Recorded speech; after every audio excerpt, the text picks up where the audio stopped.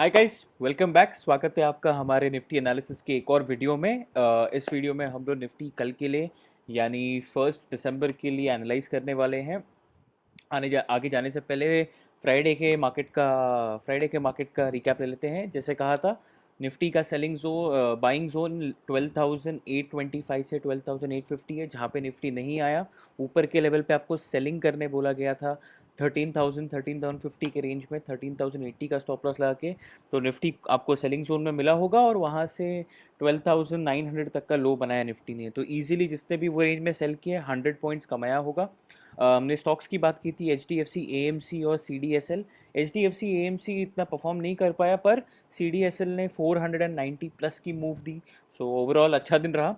आइए कल के लिए देखते हैं निफ्टी में क्या है। ये मेरा स्क्रीन, कुछ बदला नहीं है। निफ्टी वही रेंज में होने वाला है जैसे कहा था। एक कैंडल देने के बाद, एक बेरिश कैंडल देने के बाद निफ्टी शायद कंसोलिडेट करने की कोशिश करेगा। अगर आप देखें तो पिछले 2 दिन में निफ्टी ने कंसोलिडेशन के फेज़ में ही वक्त गुजारा है। तो फिलहाल के लिए हमारे लिए कुछ चेंज होता नहीं है, वही रेंज रहने वाला है। ऊपर की तरफ अगर आप देखें तो 13,080, 13,080 का लेवल, और नीचे की तरफ आप देखें तो 12,793, मतलब 12,780 तक का लेवल होगा। तो यहाँ पे वही रहने वाला है। अगर आपको निफ्टी 13,000 से लेके 13,025 के रेंज में मिले, ये 25 पॉइंट में आप निफ्टी को सेल कीजिए। स्टॉप लॉस आपका 50 पॉइंट्स ऊपर 13,080 पे होगा, और नीचे की टारगेट आपके लिए हो जाएंगे 12,950, 12,900 एंड 12,850। बाइंग रेंज वापस 12,825 से 12,850 ही रहने वाला है। स्टॉप लॉस हमारा 12,780 रहेगा। तो ये निफ्टी में आपको यही रेंज में ट्रेड लेना है और ट्रेड करना है। और जो भी मूव जो हमें दिखेगी, नेक्स्ट मूव जो दिखेगी, वो इन लेवल्स के ऊपर या इन लेवल्स के नीचे दिखेगी। ठीक है, आ जाते हैं डेरिवेटिव डेटा पे। थोड़ा इंपॉर्टेंट है, ध्यान से समझना है इस चीज़ को। ठीक है, कि हम लोग वापस निफ्टी के चार्ट पे जाके कुछ और एनालाइज करने वाले हैं। आ जाते हैं डेरिवेटिव डेटा के ऊपर। तो ये है हमारा निफ्टी का डेरिवेटिव डेटा। अगर आप ध्यान से देखें तो हाईएस्ट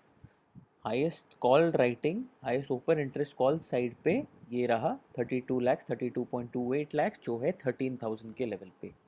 और अगर आप नोटिस करें तो हाईएस्ट कॉल राइटिंग जो हुई है वो 13,100 पे हुई है, और उसके बाद फॉलोड बाय 13,000।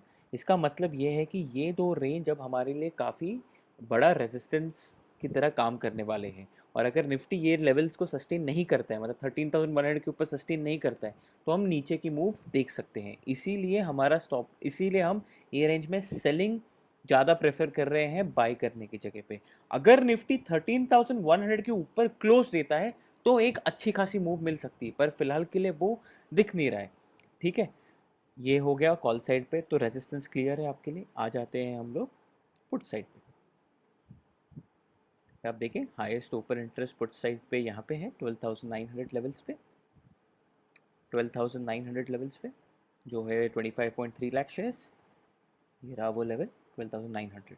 पर अगर आप नोटिस करें हाईएस्ट पुट राइटिंग यहाँ पे हुई है। ठीक है, फिलहाल के लिए निफ्टी 13,000 के नीचे क्लोज दिया है। अगर आप निफ्टी का प्रीवियस क्लोजिंग अगर हम चेक करते हैं, यहीं पे चेक कर लेंगे। अगर आप निफ्टी का प्रीवियस क्लोज चेक करते हैं, वो है 12,968। ठीक है, 12,968। अगर निफ्टी 13,000 के ऊपर सस्टेन नहीं कर रहा है, तो ये जो पुट राइटर्स हैं 8.7 लाख शेयर्स के, जिन्होंने पोजीशन फ्राइडे बनाई है, ये रिस्क पे आ जाएंगे, क्योंकि निफ्टी नीचे जाएगा यहाँ से। आया ना, यहाँ से नीचे जाने की कोशिश रहेगा। तो अगर निफ्टी लगातार 13,000 के नीचे सस्टेन करते गया, तो ये पुट राइटर्स शायद अनवाइंड कर लें, अपनी पोजीशन को अनवाइंड करने आएंगे। वो निफ्टी के ऊपर एक प्रेशर डालेगा, क्योंकि ऊपर की तरफ रेजिस्टेंस है 13,000 से लेके 13,100 पे। तो वो एक स्ट्रॉन्ग है, क्योंकि वहाँ पे 12 लाख और 15 लाख शेयर्स का ओपन इंटरेस्ट है। यहाँ पे 8 लाख शेयर्स है। तो अगर निफ्टी 13,000 के नीचे सस्टेन करता है, तो एक अनवाइंडिंग आ सकती है जो 12,900 की तरफ ले जाएगा।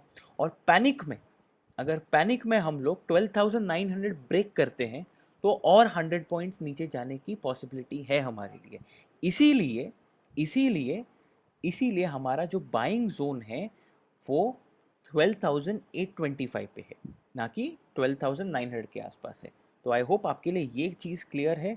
इसीलिए अगर आपको निफ्टी 13,050 के आसपास मिले तो आप इन द मनी 13,100 का पुट बाई कर लीजिए या 13,200 का पुट बाई कर लीजिए, जो आपको ठीक लगे। स्टॉप लॉस स्पॉट में क्लोजिंग बेसिस पे 13,100 का लगा लीजिए और आप ये पोजीशन को आने वाले वीकली एक्सपायरी के लिए होल्ड कर सकते हैं। ठीक है, आ जाते हैं निफ्टी के ऊपर एक और बार। ये है निफ्टी का वीकली चार्ट। ठीक है, अगर मैं ये डिलीट कर देता हूँ, आप देखें वीकली कैंडल पे, वीकली चार्ट पे निफ्टी ने दोजी बनाया है।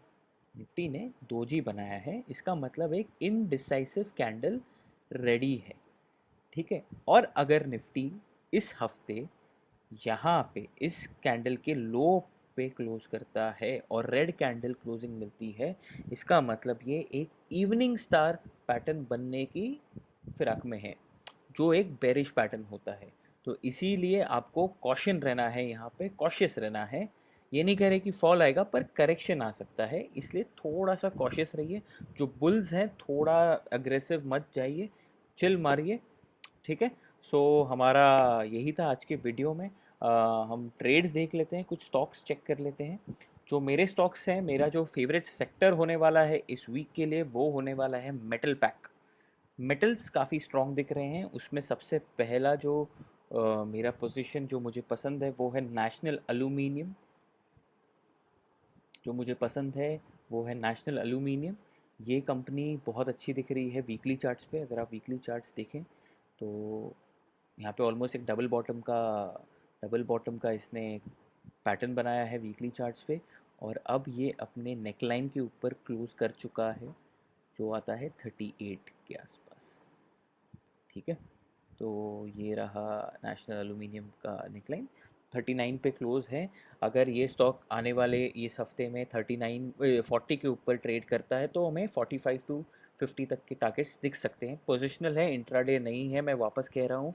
पोजिशनल बेसिस पे हम 45 टू 50 का टारगेट देख सकते हैं। स्टॉप लॉस 37, करंट प्राइस 39, तो ₹2 का स्टॉप लॉस है और ₹11 तक का टारगेट बनता है। तो रिस्क टू रिवॉर्ड रेशियो भी बहुत अच्छा बन रहा है यहाँ पे।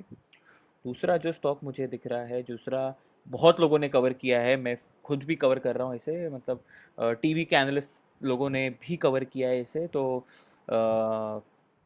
कोई बड़ी बात नहीं है। मतलब अगर आप देखें टाटा पावर ने एक text book inverted head and shoulder pattern बनाया है। अगर आप देखें तो एक text book head and shoulder pattern ready है यहाँ पे, और यहाँ पे इसका क्लोज मिल चुका है हमें, जो चाहिए था।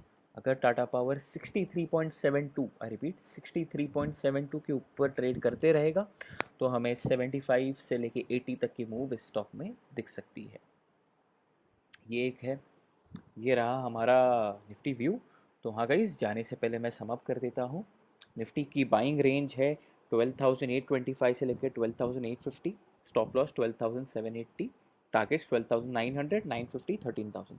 सेलिंग रेंज इज 13,000 से लेकर 13,025, स्टॉप लॉस 13,080, क्लोजिंग बेसिस पे चाहिए तो आप 13,100 पे रख सकते हैं। नीचे के लिए टारगेट्स बनेंगे 12,900, 12,950, 900, 850। हमने एक पुट ऑप्शन लेने की, आपको पुट ऑप्शन लेने के लिए कहा है 13,200 का इन द मनी पुट या 13,100 का इन द मनी पुट।